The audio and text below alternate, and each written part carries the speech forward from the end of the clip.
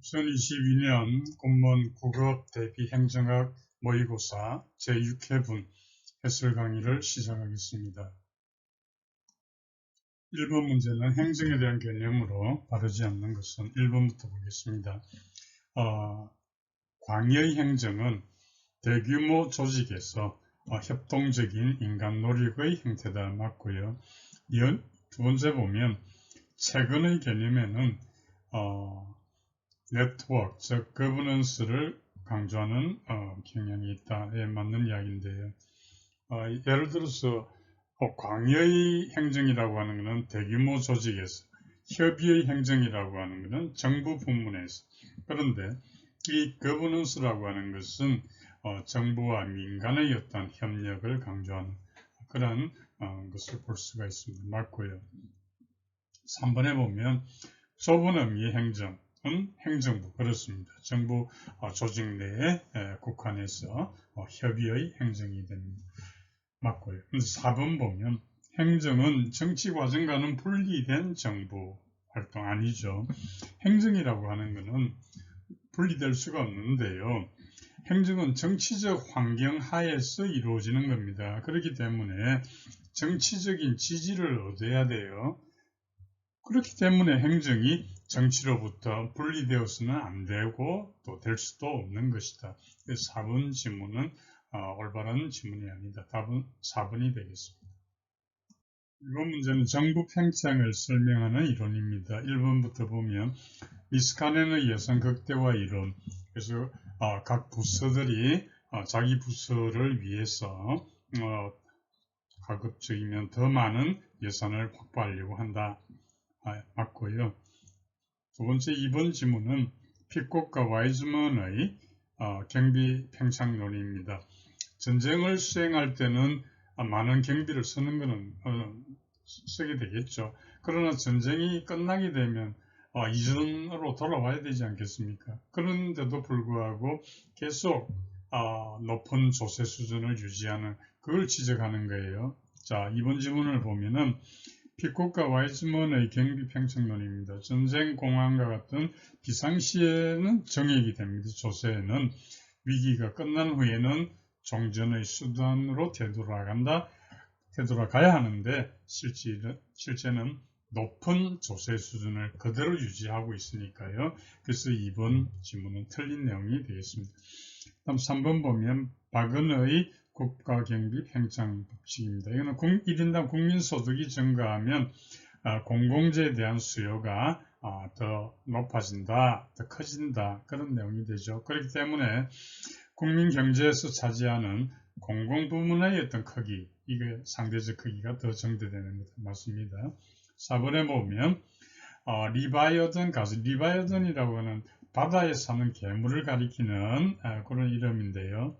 그래서 정부를 가리켜 정부가 바로 리바이어던이다 이런 이야기입니다. 그래서 정부를 하나의 조세의 극대화를 추구하는 괴물로 보기 때문에 그래서 정부 규모 팽창을 억제하기 위해서는 분권화가 필요하다 이런 주장을 했던 것이죠. 잘못 설명된 것은 2번이 되겠습니다. 3번은 미국 행정 이념에 관한 내용이 되겠습니다. 지문 4개에 나오는 이 사람 이름은 기억할 필요가 있거든요. 자, 1번은 해밀턴입니다. 연방주의 맞는데 해밀턴은 연방정부의 초대 재무부 장관을 역임했던 강력한 중앙 집권을 주장했던 인물입니다. 맞습니다. 이번에 메디슨은 미국의 제4대 대통령이었고요. 그 정부의 역할을 중재자 이런 역할로 봤습니다. 그래서 정부는 다양한 이익 집단이 있는데 그 다양한 이익 집단의 여러 가지 요구를 조정하는 역할을 정부가 해야 된다. 그래서 다원주의 맞고요. 3번은 제프슨입니다. 제프슨은 자유주의, 그렇습니다. 국민의 자유를 보장하기 위해서는 지방 분권이 필요하다. 그러니까 주정부 중심의 지방 분권을 강조했던 게 제프슨입니다. 4번의 잭슨입니다. 잭슨은 역관제를 도입한 인물로서 그래서 지방 분권주의, 그러니까 지방 분권주의는 이것은 제프슨하고 연결이 돼야 되는 거예요. 역관제를 도입한 잭슨하고는 관계가 없습니다. 따라서 4번이 잘못되었습니다. 4번은 관료제 정부하고 기업가적 정부를 비교한 겁니다. 자, 1번부터 보면 전통적은 행정 메커니즘 맞고요. 기업가적은 시장 메커니즘, 시장 원리의 도입이죠. 맞고요. 두 번째 보면은 전통적 관료제는 투입 중심인데 비해서 기업가적 정부는 성과를 연계하고 있습니다. 맞고요. 3번에 전통적 관료제는 권한부여. 이 부분은 지문이 이제 바뀌어져 있는 거예요. 그러니까 전통적 관료제는 직접적인 서비스를 정부가 제공하는 거예요. 그러나 기업가적 정부 모형은 권한부여를 합니다. 권한부여라고 하는 것을 인파워링이라고 하는데 권한부여의 뜻은 뭐냐면 권한을 분산을 하고요. 또 하부의 위임을 해줍니다. 그런 걸 통한 어떤 참여를 시켜서 의사결정을 하는 이런 방식이거든요. 그래서 그것은 기업가적 정보에 해당되는 내용입니다. 근데 어쨌든 3번 지문은 틀린 내용이 되겠고요. 4번에 전통적 관료제는 계층제 맞고 기업가적은 참여적 대형성 확보 맞습니다. 그래서 옳지 않은 것은 3번이 되겠습니다. 5번은 공공선택론에 대한 내용입니다. 1번부터 보면요. 뷰캐넌, 니스카넨 이런 경제학자들이 발전시켰다 맞고요. 이번에 공공선택론에서 분석의 단위는 개인이다 맞습니다. 그리고 개인은 자기 이익을 중심으로 합리적으로 행동하는 사람들이에요. 맞고 3번 보면 사상적인 요는은 시민의 선택을 존중해야 된다. 예. 그래서 시민들을 소비자로 생각하는 거예요. 맞고요. 4번에 보면 공공선택론은 이게 경제학적인 연구지 않습니까? 따라서 그 두 번째 줄에 보면 행정의 효율성을 강조를 하지요. 그래서 공평한 배분은 거론하지 않고 있습니다. 그래서 4번 문제가 지나치게 공평한 그 분배를 강조했다. 이 내용은 틀린 내용이 되겠습니다. 답은 4번이 됩니다. 6번은 지문 내용이 좀 긴 그런 내용이잖아요. 그죠? 이런 문제도 나올 수 있으니까 잘 보시기 바랍니다. 자, 기억부터 보면요. 후기 행태주의입니다. 후기 행태주의는 데이비드 이스턴에 의해서 그러니까 후기 행태주의와 행태주의는 완전히 다른 겁니다. 행태주의는 과학적인 어떤 연구, 논리적 실정주의에 기반을 둔 과학적인 연구를 강조했던 데 반해서 후기 행태주의는 그러한 것을 비판을 가합니다. 과학적인 연구를 해가지고 그것이 현실 문제 해결에 어떤 도움을 주느냐 그래서 비판을 가하면서 실천성을 강조한 게 후기 행태주의거든요. 자, 그럼 기억을 보면은 배경은 당시 흑인 폭동, 월남전 반대 데모 이런 시기에 나왔던 거 맞고요. 연에 보면 존슨 행정부가 그 위대한 사회라고 하는 그런 프로그램을 시작을 했죠. 그렇지만 그 당시 이 프로그램에 대한 학문적인 어떤 지원이 제대로 되지 못했죠. 그래서 행정학이나 정치학에 대한 비판이 있었다. 그래서 니은도 맞습니다. 아까 이야기했다시피 현실 문제 해결에 도움을 주지 못하는 그래서 현실 문제 해결에 도움을 주자. 그게 바로 렐러번스라고 합니다. 렐러번스. 현실 적합성을 강조했다. 이렇게 이해하시면 되겠습니다. 디귿에 보면 인간을 경제적 이윤을 추구하는 합리적 존재 이것하고 후기 행태주의와 관계가 없고요. 리얼에 보면 사회과학자들은 지문을 읽어보시면 거꾸로 되어 있다. 사회과학자들은 뒤에 있는 것, 과학적, 방법적 이게 중요한 게 아니고 앞에 있는 사회의 급박한 문제 해결을 하자. 리얼도 틀렸고요. 위험에 보면 가치 중립적인 과학적 연구 이것은 행태주의를 이야기하는 거고요.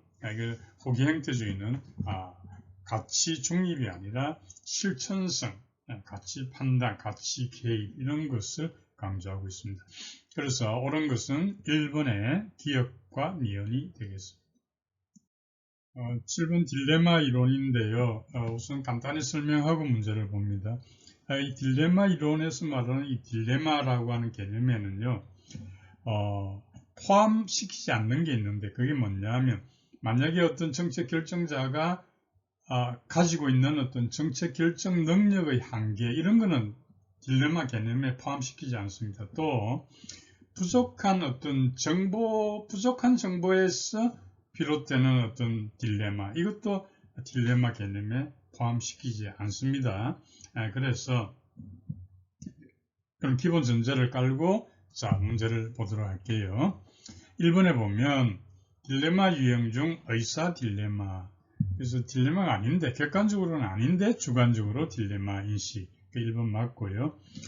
딜레마 상황의 구성 요소로서는 선택이 불가피하다. 분절성. 이 분절성이라고 하는 것은 대안들이 서로 분절적이라야 한다. 명확히 구분되어야 된다 이 말이에요. 그 다음에 균등성이고요. 또 상충성, 상충되는 그런 게 있어야 됩니다. 맞고요.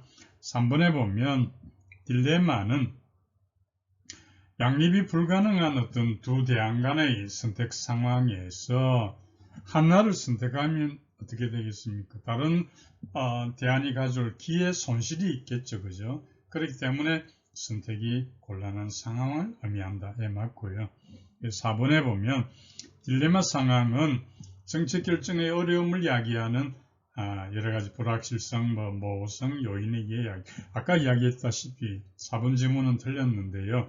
딜레마의 개념에는 정책 결정 이런 한계에서 오는 딜레마는 포함시키지 않는다. 그래서 옳지 않은 것은 4번이 되겠습니다.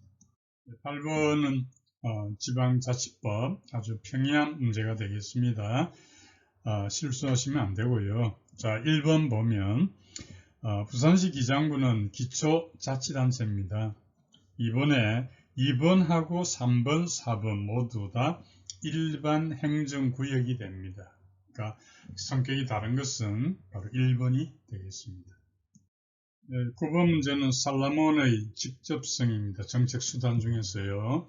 그래서 이거는 여러분들이 기억을 해야 되는데 직접성이 낮은 것, 높은 것 우선 두 개를 기억을 하시죠. 높은 것은 직접성이 높은 것은 경제적 규제가 해당이 돼요. 또 직접 대출이 해당이 돼요. 그리고 정부 소비가 해당이 되고 정부 운영 기업, 공기업이 주로 주 대상이 되겠죠. 이런 것들이 다 직접성이 높은 거고요. 이에 비해서 직접성이 낮은 것은 보조금이 해당이 되고요. 그 다음에 바우처가 해당이 됩니다. 그래서 이 정도는 기억을 하시고요. 물론 중간 정도에 있습니다만 일단 그렇게 보면 9번 문제를 한번 보겠습니다. 직접성의 정도가 다른 하나는 1번의 정부 소비, 이건 높은 거예요. 정부 운영기업 직접성의 정도가 높은 거예요. 3번 경제적 규제도 높은 거예요. 근데 4번 보조금은 직접성이 낮은 겁니다. 따라서 정답은 4번이 되겠습니다.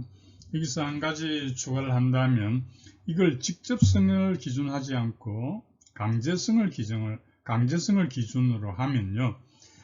높은 것에 해당되는 것은 규제입니다. 즉 경제적 규제와 사회적 규제 같은 게 해당이 되고요. 강제성이 낮은 것은 조세, 지출 이렇게 됩니다. 그래서 아까 말한 직접성에서 말했던 그 바우처니 보조금 이런 것은 강제성의 정도는 중간 정도 됩니다. 이 정도 기억을 하면 되겠습니다. 그래서 9번 문제의 답은 4번이 되겠습니다. 10번은 간단히 설명드리고 문제를 보도록 할게요. 제도적 책임성 그리고 자율적 책임성입니다. 앞에 이야기한 제도적 책임성은 법적인 책임을 이야기하는 거예요. 이걸 강조했던 학자가 파이너라고 하는 학자입니다. 이 파이너는 제도적 책임성을 가리켜 법적인 책임, 또 수동적 책임 이렇게 이야기했죠. 자율적 책임성이라고 하는 것은 전문 직업적인 책임입니다. 전문 직업적 책임. 그리고 이걸 강조했던 학자가 프리드리히라고 하는 학자인데 이 프리드리히는 그것을 능동적 책임이라고 불렀습니다. 자, 그럼 문제를 보겠습니다. 문제를 잘 보시죠. 이 문제는 제도적 책임성과 대비되는 자율적 책임성, 그러니까 자율적 책임성을 물어보는 문제입니다. 자, 1번 보겠습니다. 전문가로서의 어떤 직업 윤리와 그렇습니다. 그리고 책임감의 기초에서 어떤 책임 맞죠? 이번에 보면 객관적 기준을 확정하기 곤란하기 때문에 내면의 가치와 기준에 따른다. 자율적이니까 이런 점이 있겠죠. 3번에 국민들의 요구와 기대를 정확하게 인식해서 능동적 대응, 아까 그랬죠? 능동적 책임 맞습니다. 근데 4번에 보면 성과보다는 절차에 대한 책임 강조. 그러니까 이게 무슨 말인가 하면 절차를 중시한다. 이 말은 뭐예요? 우리가 내부 통제가 있고 외부 통제가 있는데 절차를 중시하는 것은 외부 통제와 관련이 있으니까 이것은 죄송합니다. 제도적 책임성하고 관련이 있는 거예요. 다시 이야기하면 절차를 중시한다 그랬잖아요. 성과보다. 절차를 중시한다는 것은 외부 통제와 관련이 있는 거거든요. 그렇기 때문에 이것은 제도적 책임성, 법적 책임성과 관련되는 거다. 따라서 10번 문제의 답은 4번이 되겠습니다. 11번 문제입니다. 행정통제 과정인데요. 먼저 나가 먼저 되겠습니다. 통제 기준을 확인하고요. 통제 기준을 확인한다는 말은 무슨 말인가 하면 통제 기준이 피통제자, 그러니까 통제를 받는 사람들에게 제대로 전달이 되었나 이걸 이제 확인하는 것도 포함합니다. 그 다음이 두 번째가 가가 되겠습니다. 그러니까 이 정보의 수집, 이건 어떤 정보인가 하면 실천 상태가 지금 어떠한가 이런 정보를 수집하게 되는 거죠. 그 다음에 라가 됩니다. 과정평가, 효과평가를 실시를 하고요. 마지막으로 시정조치가 있게 됩니다. 정답은 2번이 되겠습니다. 12번은 별표 2개 하시고요. 주민감사 청구인 숫자가 이번에 개정이 되었죠. 그 개정된 내용을 잘 기억해야 합니다. 그래서 간단히 보면 지문 4번이 정답인데요. 시도는 350만 200, 시군 자치구는 150. 이전에는 500, 300, 200이었는데 법이 개정되면서 300, 200, 150입니다. 잘 기억하시고요. 300, 200, 150을 넘지 않는 범위 내에서 조례로 정한 수 이상 청구인을 확보해야 됩니다.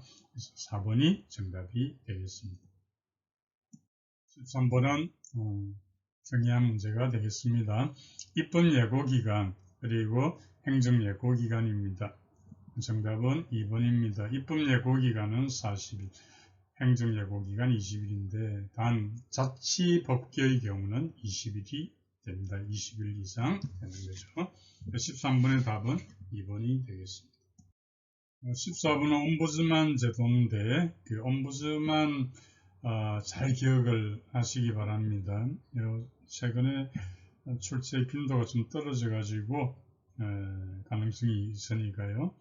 자, 옴부즈만 제도를 보면 옳은 것을 골라 보겠습니다. 가부터 보면 옴부즈만 제도는 의회 소속형 행정기관 소속형으로 구분 맞습니다. 단 우리나라는 행정기관 소속형입니다. 가는 맞고요. 나아보겠습니다. 옴부즈만 제도는 두 번째 줄에 핀란드에서 최초 도입 아닙니다. 스웨덴입니다. 다에 보면 옴부즈만은 합법성에서 따지는 게 불법 행위가 됩니다. 뿐만 아니라 합목적성 여부도 다룰 수 있다. 합목적성에 관련되는 게 부당행위입니다. 그러니까 앞에 것은 불법 행위고 한목적성은 부당행위입니다. 다 다룰 수 있습니다. 맞습니다. 우리나라의 경우 대통령 직속의 국민권익위원회가 맞습니다. 국민권익위원회가 옴부ds만 맞는데요. 다만 이제 국민권익위원회는 대통령 직속이 아니니까 틀렸다는 거예요. 국무총리 소속입니다.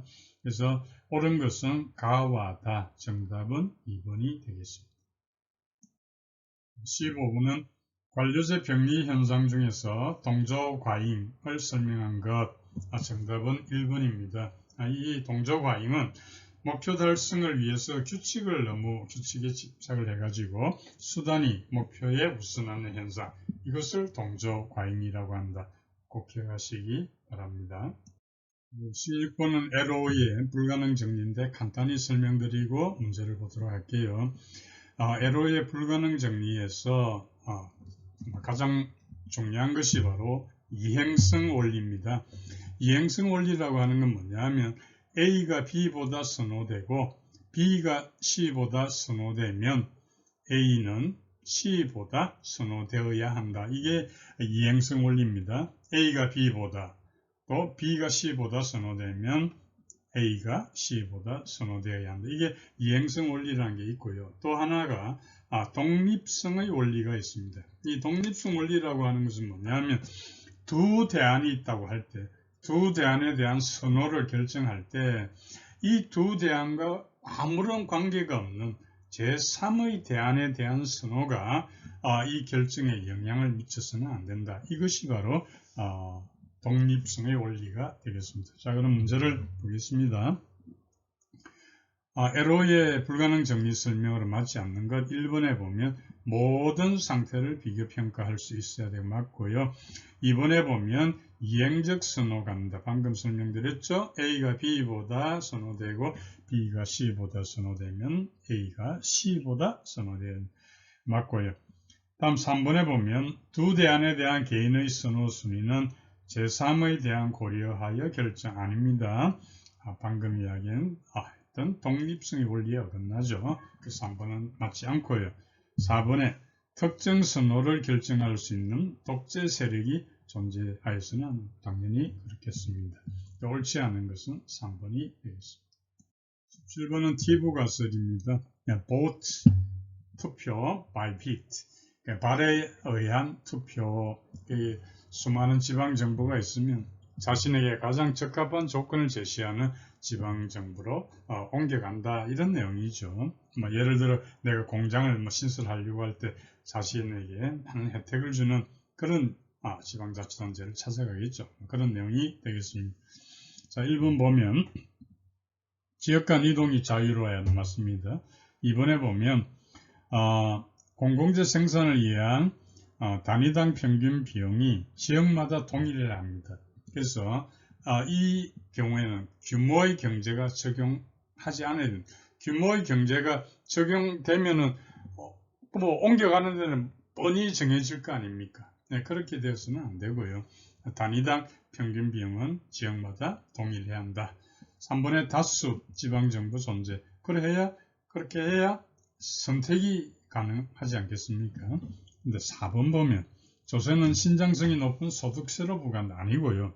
이것은 신장성이 아니고 안정성이 높은 재산세로 충당해야 한다. 안정성이 높은 재산세로 충당해야 한다. 그래서 4번이 틀린 질문이 되겠습니다. 18번은 복식보기에서 두 가지 생각나시죠? 재정상태표, 재정운영표. 근데 이 문제를 읽어보시면 네 번째 줄에 일정 기간의 재정운영을 나타내는 보고서. 이 재정운영표가 되겠고, 재정운영표에서는 수익하고 비용의 차이가 순이익이 되느냐 혹은 순비용이 되느냐 이렇게 되는 거예요. 자, 문제를 보면 재정수익이 300조, 비용이 200조잖아요. 다른 거는 다 필요 없습니다. 이동자산, 고정자산, 부채 이것들은 재정 상태표를 설명할 때 필요한 거고 지금 이 문제에서처럼 재정 운영표를 다룰 때는 그런 것은 필요 없고요. 수익하고 비용만 따지면 됩니다.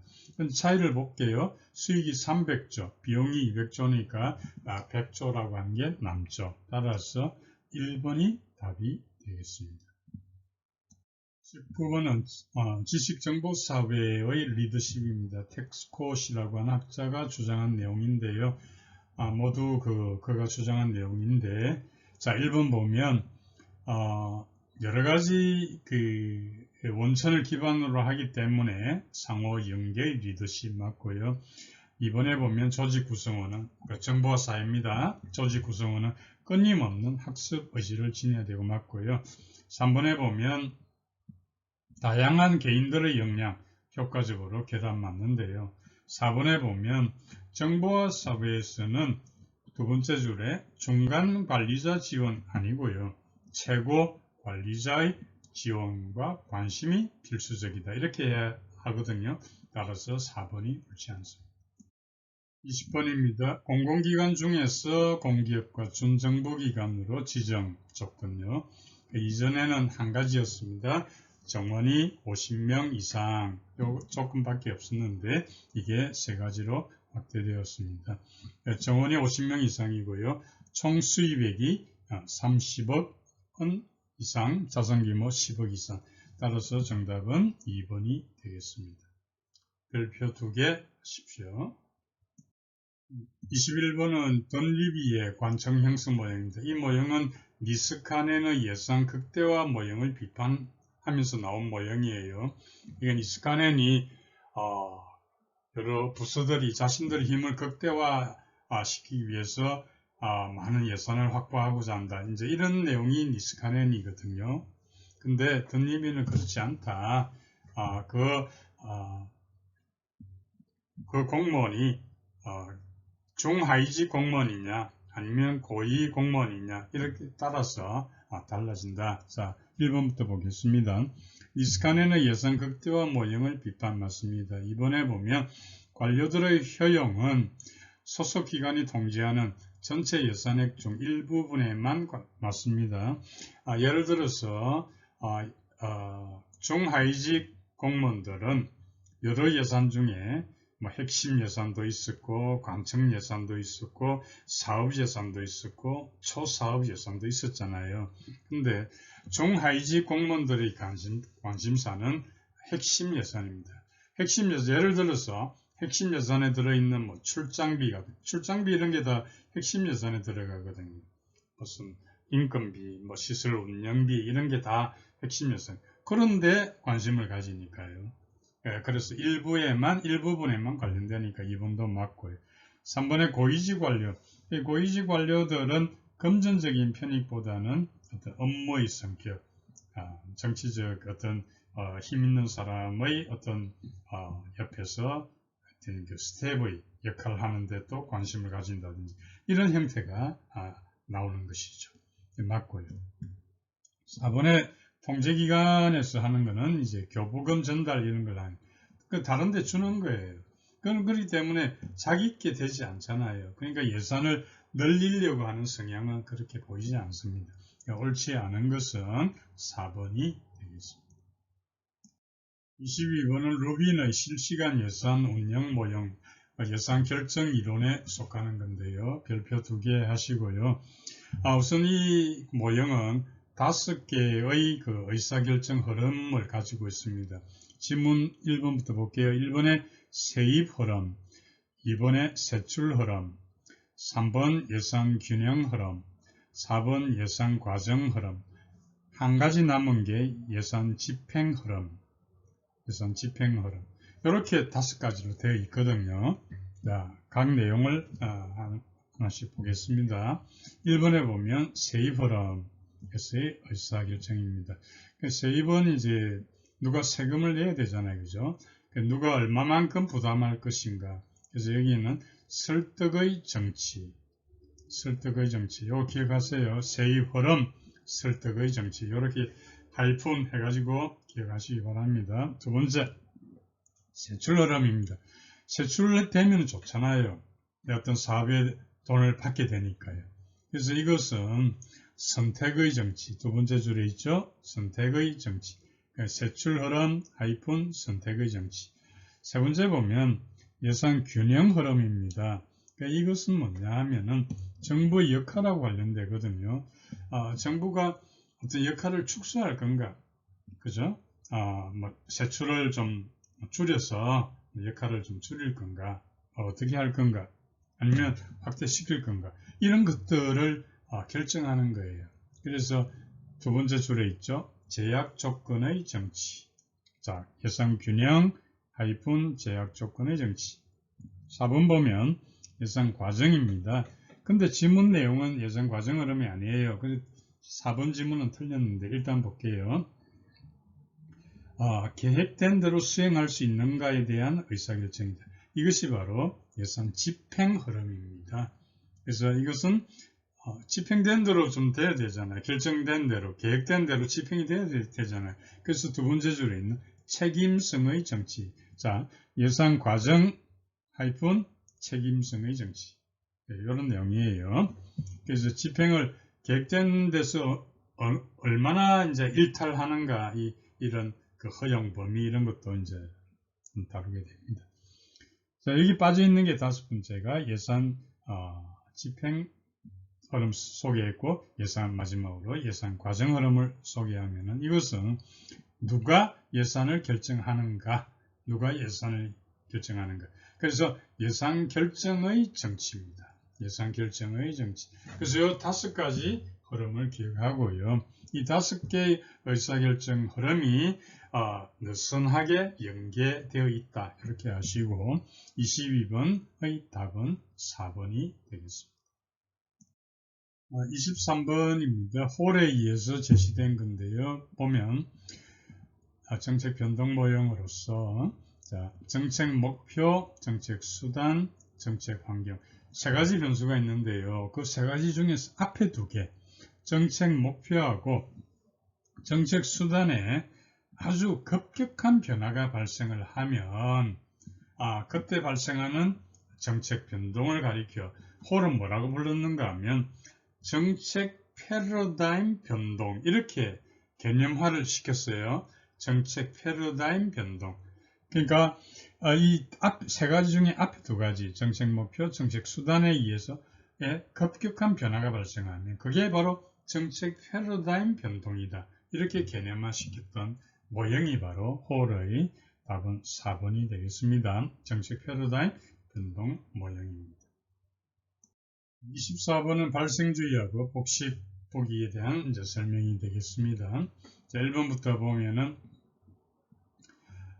국세 수익이 발생했다면 수익으로 인식을 해가지고 재정운영표에 수익이니까 재정운영표에 기록을 하고 채권 증가되니까 자산의 증가가 되잖아요. 그건 재정상태표에 기록한다. 이해되시죠? 맞습니다. 다음 2번 보면 세금을 부과할 때는 국세 수익, 그 다음에 미세 국세 동시에 인식을 하게 되겠습니다. 세 번째 보면 실제로 세금이 유입되지 않은 경우에는 회계 처리하지 않는다. 이것은 현금주의에 관련되는 내용이 되겠습니다. 그래서 틀린 3번이 틀린 지문이 되겠습니다. 4번에 실제로 세금이 납부가 되면은 국세 수익이 발생을 하잖아요. 그러면 미세 국소는 물론 당연히 감소시키게 되겠습니다. 맞습니다. 맞지 않는 것은 3번이 되겠습니다. 25번은 준예산의 편성 대상입니다. 여기서 여러분들이 헌법 제54조를 한번 보시기 바랍니다. 헌법 제54조. 거기 보면 가나다라 중에서 나는 해당 사항이 없습니다. 가다라. 그래서 정답은 4번이 되는데요. 이 준예산은 국회의 사전 의결을 받지 않습니다. 국회의 사전 의결을 받지 않기 때문에 어떤 원칙에 위배되나요? 사전 의결 원칙에 위배된다는 것도 같이 기억하면 좋겠습니다. 25번의 답은 4번이 되겠습니다. 이상으로 2022년도 군무원 9급 행정학 대비 모의고사 해설 강의를 모두 마치겠습니다.